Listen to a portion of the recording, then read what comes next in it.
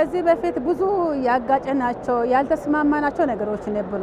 ከዚህ ምክክር በኋላ ሁሉም ያገራችን ራሳችን ችላ ሰላም ገንብታ ለዜጎች ለትውልድ ጥሩ የሆነ ለዘላቂ የሚሆነው ሰላም የሚታስገኝ በሁለት እግር የቆመች ሀገር ሰላም አለባት መፈቃቀር መዋደድ ያለባት ሀገር እንገነባለን ብለን ነው የምናስበው። እንደ እናት ግጭት ሲፈጠር ተጎጂ ሴቶች ናቸው።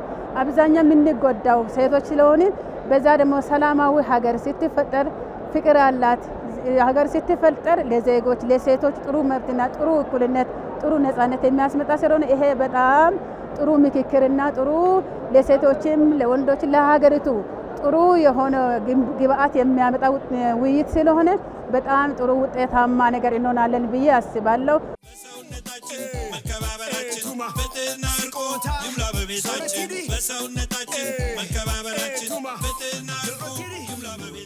እኔ አርሶ አደር ነኝ። ስለዚህ አካታች ነው። ብዙ ምሁራኖች አሉ፣ ብዙ ዶክተሮች አሉ፣ ብዙ አርብቶ አደሮች አሉ፣ ብዙ አርሶ አደሮች፣ ብዙ እናቶች አለን። አካታች ነው። በጣም እንመካከርበታለን፣ በጣም እንነጋገርበታለን። በጣም ደስ ይላል። እንደዚህ አይነት ሁኔታ በመጀመሪያ ሆኖ ቢፈጠር ኖሮ ብዙ ችግሮች እየፈታን እንሄድ ነበረ። እናት ሀገር ኢትዮጵያ በእናት ትመሰላለች። ዛሬ በእናት በኢትዮጵያ እንመካከር ጉዳይ በመገኘቴ በሁሉም እናቶች ስም አመሰግናለሁ። ደስ ብሎኛል። በመቀጠል ደግሞ ኢትዮጵያ ብዙ ጸጋ ብዙ ሀብት ያላት ሀገር ናት። ተመካክረን ተነጋግረን ኢትዮጵያን እናድናት።